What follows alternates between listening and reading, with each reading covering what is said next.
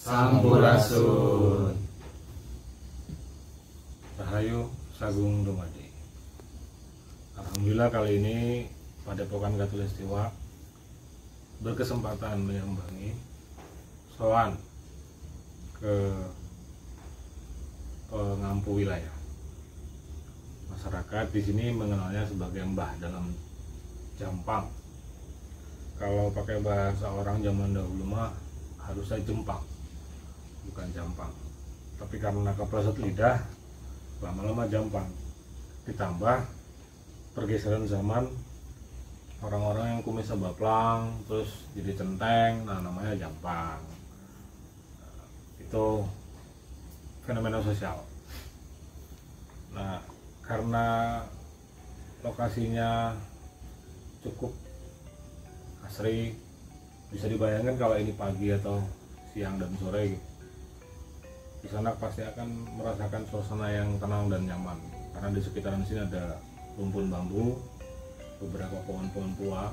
Nah, mumpung kami ada di sini, ini masuk Kecamatan Cisaek, Kabupaten Bogor. Di sebelah barat itu Gunung Sindur. Nah, itu persis yang saya tunjukkan tadi. Nah, saya mau ngasih kisi-kisi buat kawan-kawan yang gemar gitu ya, berziarah, ya sowan lah ya, apapun namanya itu. Sebenarnya kalau di negeri kita ini ada beberapa panduan yang perlu kita kenali, terutama kalau datang ke tempat-tempat sejenis ini. Kenapa beliau tinggal di sini, itu penting dicari jawabannya. Terus dari namanya, nggak semua nama yang kita kenal ketika kita datang itu nama aslinya, biasanya begitu. Kalau dalam bahasa orang pesantrenan mah disebutkan nama lakop, atau nama julukan, atau nama yang disematkan, atau nama tahbisan. Yang ketiga itu bentuk nisannya. Kalau di pemakaman-pemakaman kuna gitu ya, bentuknya ada yang tonggak begitu saja. Kalau dia segumpal gini itu berarti yang di dalam itu laki-laki. Kalau bentuknya lempeng gini yang di dalam perempuan. Kalau dia berjajaran berarti suami istri. Nanti kalau dia dikelilingi oleh beberapa makam di sekitarnya, atau 1, 2, 3 atau beberapa, itu biasanya orang-orang terdekatnya atau murid-muridnya. Yang keempat, arah menghadap makamnya. Kalau formasi makam bangsa kita dulu itu mestinya dari selatan ke utara hadapnya. Tapi kalau yang sudah kena pengaruh Islam itu dari timur ke barat. Nah, seperti yang ini menghadapnya utara selatan, dalam Jampang ini. Berarti beliau adalah saksi dari kerajaan Pajajaran. Oke, kenapa saya bilang begitu? Karena nama beliau adalah Jempang, artinya menjaga dari kejauhan. Ini wilayah teritori terjauh dari Pajajaran yang dijaga oleh beliau. Apa yang dijaga? Sumber air. Kenapa? Karena di daerah sini banyak bambu dan banyak air yang sekarang sudah mulai hilang satu persatu karena pohon bambunya dipapras. Jadi perumahan, jadi klaster-klaster, jadi pabrik, jadi macam-macam. Yang kelima, pohon-pohon yang ada di sekitar sini. Biasanya kalau para penerus atau penjaga warisan dari Pajajaran itu paling mudah mencari pohon kiara. Pohon kiara, pohon hanjuang. Ya, kalau dia dari timur, dari wetan, dari Demak atau Cirebon atau Majapahit, itu biasanya ada pohon jati atau pohon asem Jawa. Itu yang kelima. Yang keenam, mitologi atau cerita-cerita dongeng yang tersebar di masyarakat sekitar sini. Cerita ini tidak akan bisa kita dapat kalau kita datang hanya sekadar singgah habis itu pergi. Karena biasanya mereka ini menyimpan hasanah. Seluruh mereka yang ada di wilayah-wilayah tertentu itu, kalau sudah dimakamkan berarti dia meninggalkan jejak. Itu perlu kita teliti. Kalau tidak, kita tidak tahu jawabannya. Kalau pakai bahasa orang ilmu pengetahuan kan, pohon-pohon ini kita lihat besaran kambiumnya, kan nggak mungkin kita tebang juga ya. Ya paling mungkin ditanya sama pohonnya. Kalau yang mau nyoba nanya sama pohonnya ya siapa tahu dijawab. Yang keenam, yang ketujuh, apa yang beliau tinggalkan. Nah, itu juga tidak bisa kita dapat, apalagi kalau kita tidak punya sambungan langsung ke beliau. Itu yang ketujuh, apa yang beliau tinggalkan itu perlu ditanya sama misalnya Kuncen, terus orang-orang tua di sekitar sini, ajaran apa yang beliau tinggalkan gitu maksud. Nah, yang kedelapan, bagi yang bisa mengakses langsung, biasanya itu orang-orang yang punya sambungan darah, punya sambungan ilmu. Nah, kalau orang-orang yang tidak punya dua ini, itu bisa memanfaatkan frekuensinya, vibrasinya, atau energi yang beliau tinggalkan. Nah, bicara energinya yang jarang sekali orang ketahui, atau jarang sekali orang mau pahami. Karena, mohon maaf tanpa tanpa bermaksud menghakimi, banyak dulu kita datang ke tempat-tempat kayak gini nih, ya kalau nggak minta kaya, sembuh dari sakit jiwanya, masalahnya jadi hilang hormatnya. Padahal beliau ini kan dulu pernah menjadi pembesar di zamannya, dia memiliki segitu banyak daya hidup. Buktinya apa? Ya pesariannya atau makamnya masih didatangi, termasuk oleh kami sekarang. Itu buktinya, itu bukti beliau pernah berhasil menegakkan tombak kehidupan di zaman itu. Energi yang beliau tinggalkan itu masih ada di sini. Asarnya atau bekasannya itu bisa kita rasakan mestinya. Jadi kalau kita datang dengan kesantunan, kesopanan, unggah-ungguh yang benar gitu ya, muslim dengan wudunya, kalau yang bukan muslim berarti berpakaian dengan sopan dan lain-lain. Itu biasanya kalau kita tertib melakukan itu, energi yang beliau tinggalkan karena masih ada, itu bisa kita rasakan dan kita manfaatkan. Kalau tidak bisa diakses energinya, berarti bisa diakses vibrasinya. Kalau nggak bisa mengakses vibrasinya, berarti mengakses frekuensinya. 3 hal ini penting. Kenapa? Karena itulah modal kita menjalankan kehidupan kita berikutnya. Karena itu sumber data. Atau dalam bahasa hari ini kita sebutnya big data. Dari big data itulah kita bisa menggali apa yang harus kita lakukan sejak dari sekarang sampai akan datang. Itu pengantar singkat dari saya tentang wilayah sini. Nah, mumpung sedang di sini, suasananya masih tenang. Sekarang pukul 3 dini hari. Ya, cuma ada suara binatang, kersik daun. Barangkali ada kawan-kawan yang ingin mengajukan pertanyaan, nanti kita jawab sekaligus buat dulu-dulu yang ada di luar. Monggo. Jadi sebetulnya tuh agama itu bermula dari satu atau malah memang ada beberapa agama sampai sekarang ini? Oke, bagus. Nah, berikutnya siapa? Aku Bang. Hero, monggo. Sekarang kan lagi ramai itu kasus perempuan yang masih remaja atau Di bawah umur gitu, yang hamil duluan, itu gimana Bang tanggapannya? Oke. Pas sekarang di Arab, lebih tepatnya di Timur Tengah itu sekarang pada hijau Bang. Padahal kan tuh tandus kalau enggak padang pasir gitu ya. Oke. Ada 3 pertanyaan, 3-tiganya bagus, tapi kita akan jawab yang paling mudah dulu. Yang pertama bicara soal fenomena.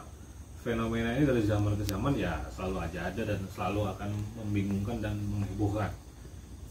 Yang terkini yang sudah sama-sama mungkin kita tahu, banyak anak-anak remaja putri yang dikawin muda. Udah pasti itu ada sesuatu di belakang itu, dan jumlahnya ratusan. 2 kota yang ditengarai melakukan itu adalah Ponorogo yang pertama, yang kedua Banyuwangi. Ini nggak bisa dibilang terjadi begitu saja, pasti ada sebab dan musabab. Yang paling mudah adalah mungkin yang juga sekarang kita rasakan bersama, itu rentannya ikatan emosional antar manusia, kemudian merenggangnya ikatan kekeluargaan antar manusia, bukan lagi antar kita dan saudara kandung ini, kita antar manusia itu sudah merenggang. Jadi terjadi kekacauan yang disebabkan banyak hal, terutama karena kemunduran zaman, teknologi yang salah arah dan salah pakai. Orang sekarang berhubungan secara emosional tuh bisa dengan video call, panggilan jarak jauh, WhatsApp. Sudah nggak kira-kira sudah nih orang kalau mau menelanjangi dirinya saja itu nggak perlu dilihat orang. Jadi dia memang untuk eksebisi aja itu. Apalagi yang kawan-kawan perempuan ini kan, kawan-kawan yang laki-laki yang masih remaja. Kita sama-sama tahu pertumbuhan otak itu kan baru sempurna di usia 25 tahun. Itu kenapa agama atau manusia pada umumnya menikah di usia 25. Karena otaknya baru sempurna. Nah kalau otaknya belum sempurna, dia kan menguji coba terus. Pengalaman menubuh manusia ini mengalami masalah sekarang. Mengenali genital itu alat kelamin ya. Mungkin karena dari kecilnya orang tuanya tuh menganggap urusan anaknya selesai di sekolah, selesai di pesantren.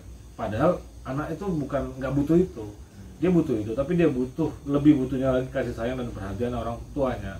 Orang tua zaman sekarang kan sibuk kerja, sibuk ya macam-macam lah, itu urusan mereka sendiri-sendiri. Tapi yang jelas kesibukan mereka yang sedemikian rupa ini membuat anak-anaknya terlunta-lunta. Akhirnya dia mencari jalannya sendiri. Giliran anaknya keserimpet, terjerembab, yang misalnya dia juga. Padahal orang tuanya punya andil. Kalau guru di sekolah, di pesantren, kiai atau segala macam itu second line, orang kedua dan ketiga. Tapi orang yang pertama bertanggung jawab adalah ayah dan ibunya, bukan kiainya, bukan agamanya. Agama itu kan nanti menjadi, biasanya nih kalau di negeri kita menjadi preventif, pencegah. Sudah kejadian, nanya pencegahannya, kan aneh. Akhirnya apa? Terpaksa dikawin. Kalau enggak kan jadi bahan omongan, jadi aib. Nah harusnya agama itu kan bukan di preventif, bukan, tapi menjadi keyakinan pertama bagi anak-anak manusia. Kalau kita melakukan ini dampaknya apa, bukan setelah melakukan ini itu bagaimana jalan keluarnya. Kan lucu, seperti kamu lompat dari lantai 27, sudah mau nyentuh tanah kamu baru tanya sama kiai, Pak Kiai ini saya harusnya bagaimana ya, mati kalau kata kiainya mah. Kamu lompat dari lantai 27. Nah itu fenomena itu nggak cuma terjadi di negeri kita kok, di seantero dunia kalau kawan-kawan ngikuti. Terus apa itu? Nah seperti yang tadi sudah aku sampaikan, apa itu? Ya itu bagian dari cara manusia mengenali peradabannya yang baru, yang sama sekali belum ada presidennya. Terlalu banyak memang untuk disampaikan, tapi kira-kira kita kehilangan banyak hal tentang diri kita. Itu tuh loh. Karena kita kehilangan banyak hal tentang diri kita, akhirnya kita gampang dan gagap. Nanti jawaban ini akan merembet ke jazirah Arab tadi yang menghijau, termasuk ke agama itu satu atau awalnya memang banyak. Nah kenapa kemudian di Arab juga muncul fenomena menghijau? Kalau kita membaca nubuat Nabi di hadis gitu ya, di keterangan-keterangan Islam, itu salah satu faktor kemunduran zaman atau akhir zaman katanya gitu. Kita nggak usah bilang buru-buru kiamat deh, akhir zaman itu yang namanya akhir zaman. Banyak hal yang sudah tidak bisa kita mengerti. Ada orang ketabrak, dia yang mati, dia jadi tersangka. Sekarang ini kan begitu. Ada orang yang bunuh udah mati, yang ngebunuh nggak mau dihukum. Ada begitu. Ya, banyak lagi. Itu termasuk fenomena yang sulit dimengerti kalau kita tidak terbiasa melakukan perenungan dan penalaran ketika kita hidup di zaman ini. Sebenarnya apa sih yang harus kita lakukan? Itu tuh. Ya. Kalau kita bilang ini tanda-tanda kiamat, dari zaman tahun 1700 juga ada orang bilang ini tanda-tanda kiamat, akhir zaman gitu. Untuk memudahkan ya kenapa disebut akhir zaman, ya karena zaman ini berubah terus, ubah dan olah. Kalau di Timur Tengah yang padang pasir kemudian menghijau, bisa jadi yang di sini malah nanti menandus. Itu sudah terjadi. Kalau kawan-kawan di luar sana mau lihat peta perkembangan geologi dunia, beberapa wilayah di Afrika, di Eropa, termasuk di Asia, itu udah banyak yang berubah jadi gurun pasir. Jadi bukan cuma Arab Saudi yang berubah jadi hijau. Dulunya mereka hutan belantara kok, kemudian menjadi tandus dan kemudian menjadi hutan belantara lagi. Kenapa kemudian itu terjadi ya? Perubahan siklus tanah. Itu panjang lebar ceritanya. Ya nanti disambungkan ke akhir zaman. Tanda-tanda bagaimana manusia menuju kepunahannya, kepunahan manusia modern ya. Nanti manusia berikutnya juga lahir lagi ketika bumi diganti dengan bumi yang baru, kalau pakai bahasa Al-Quran. Terus kita perlu khawatir nggak kira-kira? Kalau khawatir ya boleh-boleh aja, tapi jangan berlebihan. Pasti ada. Itu udah bagian dari keniscayaan. Nah, terus apa yang perlu kita khawatirkan? Nah, kalau gitu, kalaupun harus ada, itu kan jauh banget ya. Kan konteksnya nih menjaga dari kejauhan. Menjaga kok dari jauh itu gimana maksudnya? Kalau menjaga kan dari dekat ya. Kalau menjaga dari jauh tuh apa yang dijaga? Terus kenapa harus dari jauh? Nah, itu kan perlu dijawab tuh. Kalau cuma Arab sudah jadi jauh, bentar lagi kiamat. Nanti kalau kamu meninggal belum tentu kiamat kok.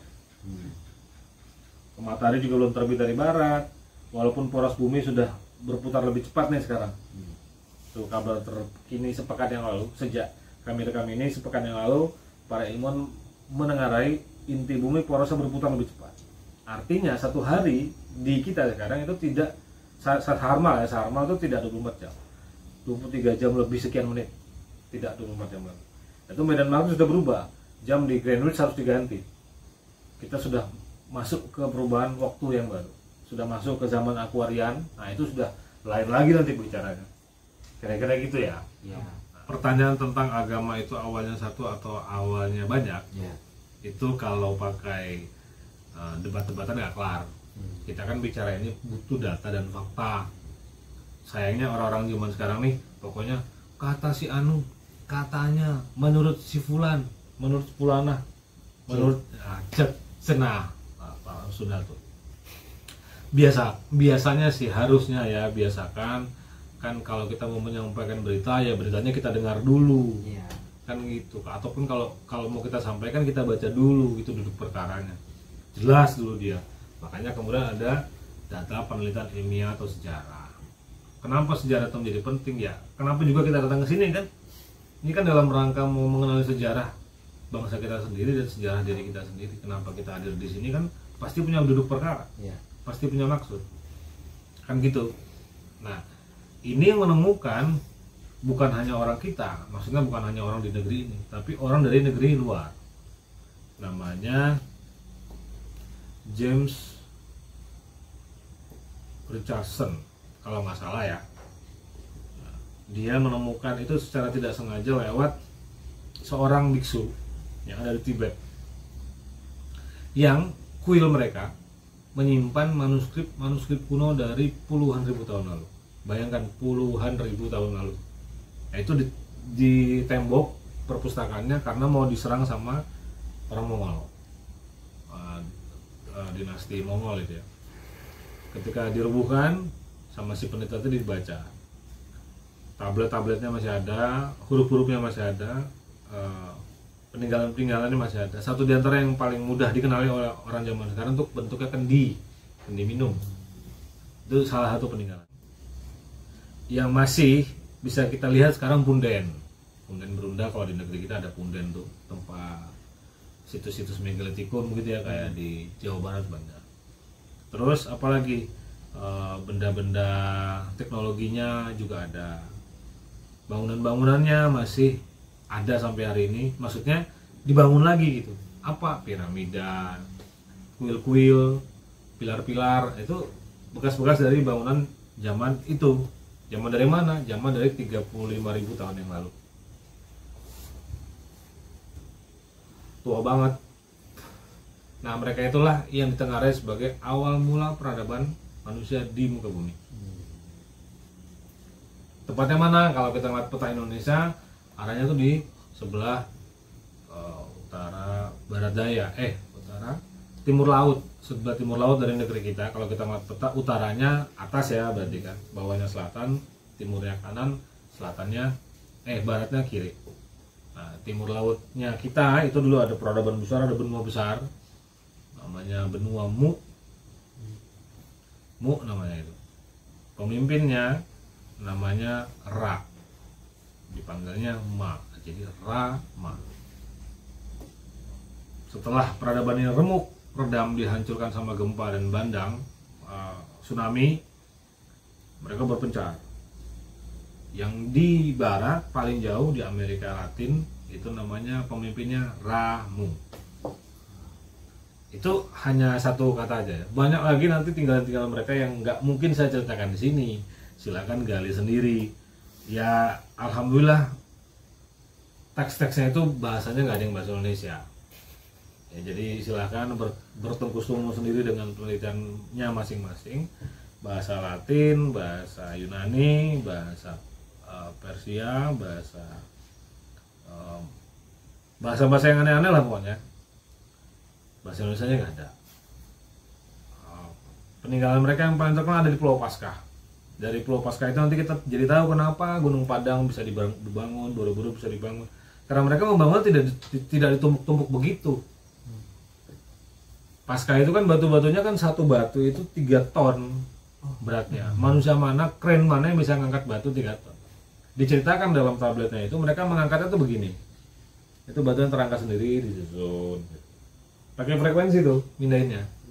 Jadi peradaban mereka udah peradaban yang udah nggak bisa dimengerti kita karena kita gagal memahaminya dan kita nggak bisa melakukan itu sekarang.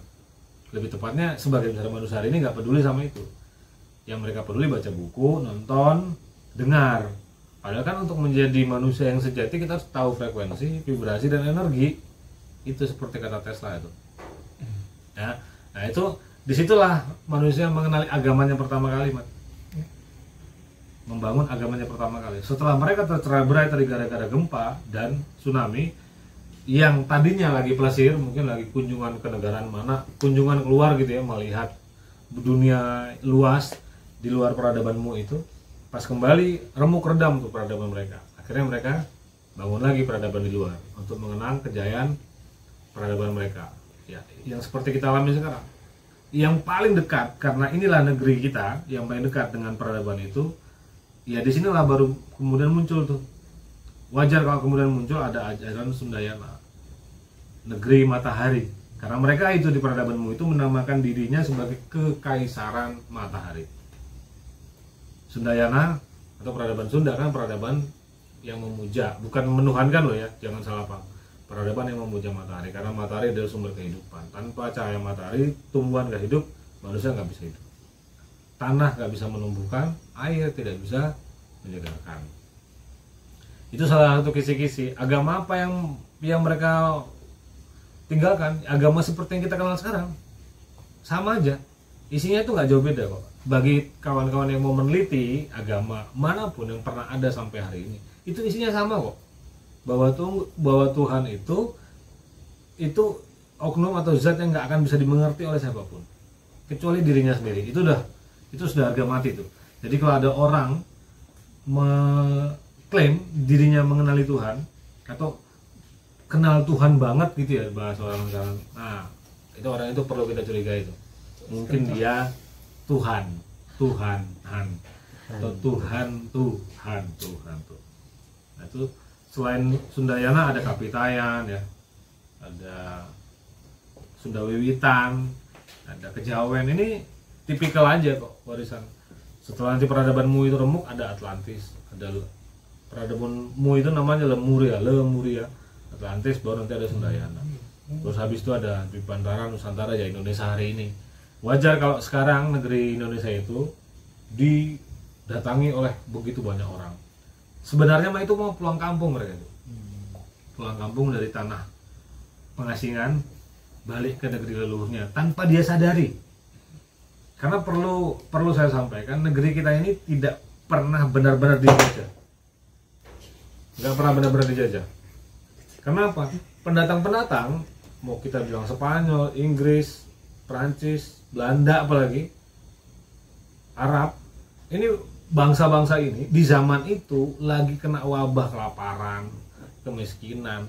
Bagaimana ceritanya orang-orang miskin menjajah orang-orang yang sedang gagah-gagahnya? Gak mungkin, gak masuk akal. Kok bisa ya? Silakan cek data fakta kalau nggak percaya. Cornelis de Houtman datang sampai ke Aceh itu terjerembab, dihantam ombak, compang-camping sudah mau mati kena skorbut. Ditolong sama Raja Aceh. Sampai kemudian mereka selamat hidup, dikasih kesempatan untuk bikin loji dagang. Akhirnya mereka menginjak Kesultanan Aceh, merampas.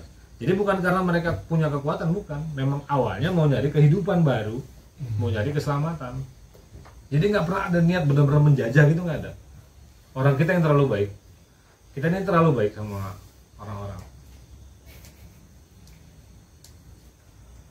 Nah, ngomongin agama itu, kita tarik mundur sampai sekarang ini. Udah, kita langsung ke sekarang aja. Kan sekarang nih banyak nih fenomena orang-orang belajar agama, walaupun padahal mah baru belajar agama ya. Mau lagunya udah kayak apa tau? Kayak yang paling beragama itu dia. Ini masalah nih. Baru tahu, bukan cuma 1-2 ayat, baru dengar doang, paham juga belum, sudah dipraktekkan juga belum. Tiba-tiba orang semua itu salah.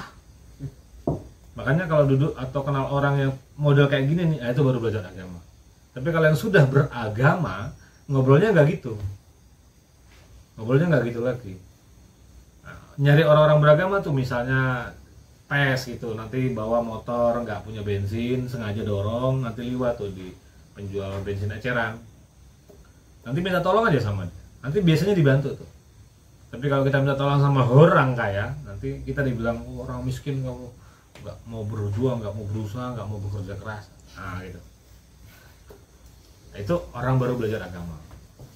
Tapi kalau orang yang sudah beragama, agamanya itu sudah dilaku lampah, sudah jadi tindak tanduk yang dia buktikan menjadi dharma bakti, welas asih.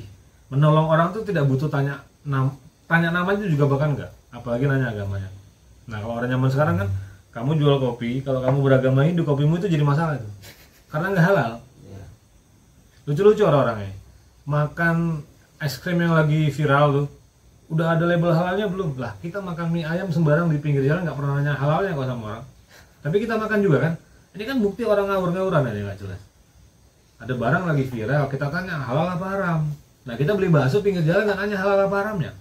Padahal bisa jadi dia yang dijual tikus atau memang pakai babi kalau orang Islam. Nah kan gitu ya. Itu kan aneh tuh. Itu aneh loh.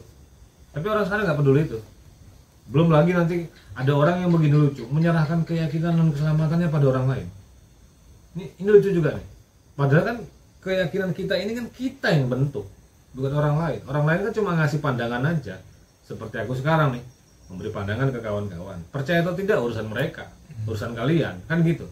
Yakinmu ya yakinmu yang bentuk. Kamu yang bentuk yakinmu sendiri itu. Sampai kamu pegang jadi ageman. Dari situlah kita menjalankan kehidupan kita. Soalnya kenapa? Nanti kalau orang yang kita rujuk atau kita gugu itu mengalami soal dalam takdirnya gitu ya, orang-orang yang mengikuti pasti bermasalah itu. Udah banyak kan? Wah ya si HRS lah, AA yang di Bandung itulah, yang udah meninggal itulah, wah macam-macam. Yang hafal Quran itu, kok gitu ya? Lah salahnya sendiri kenapa ngikuti orang?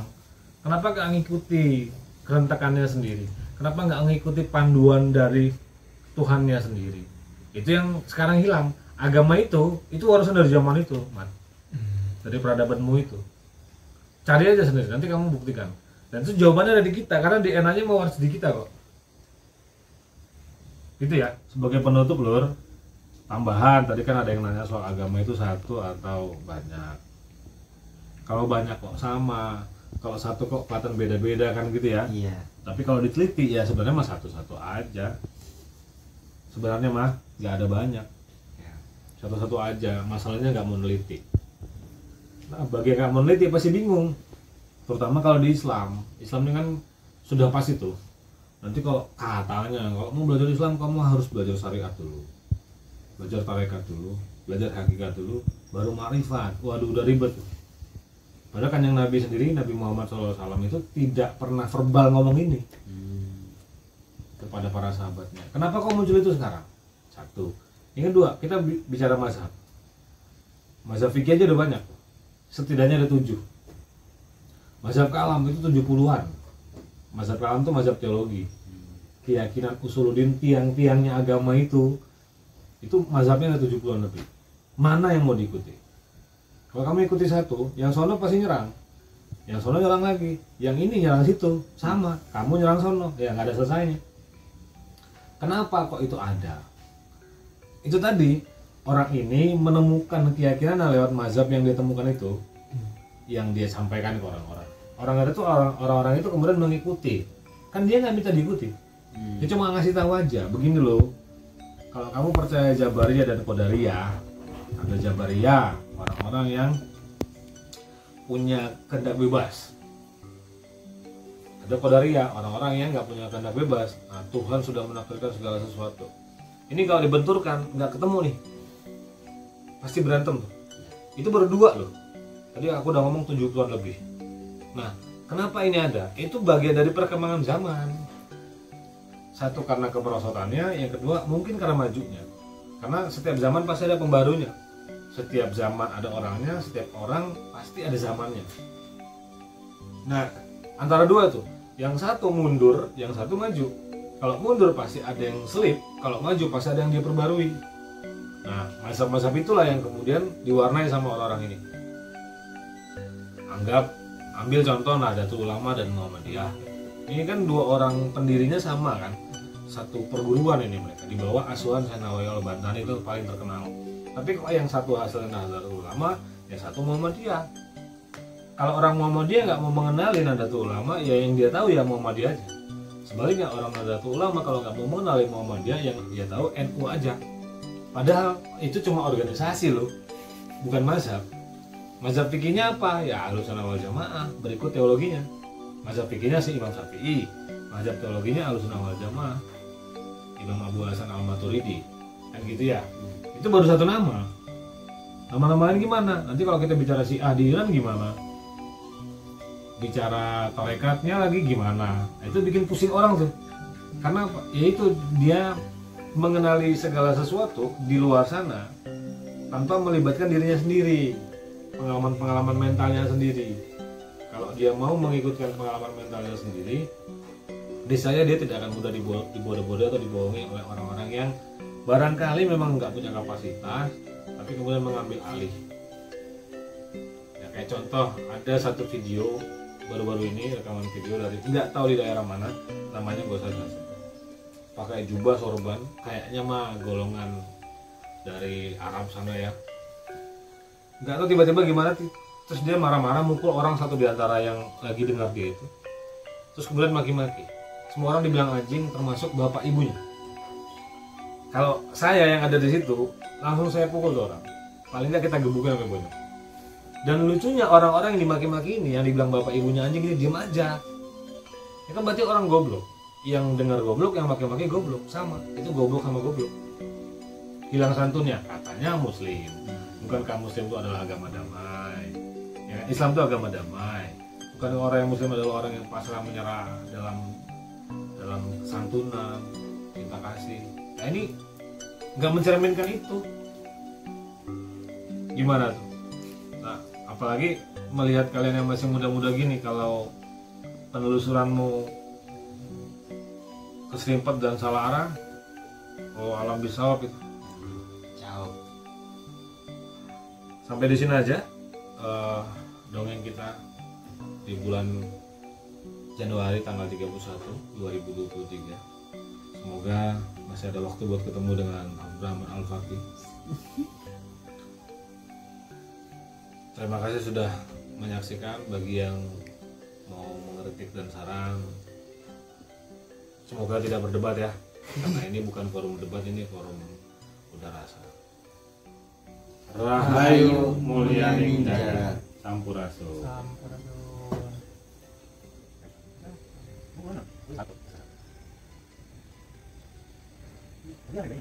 Yang lama siapa sih itu ya? Gampang. Gampang.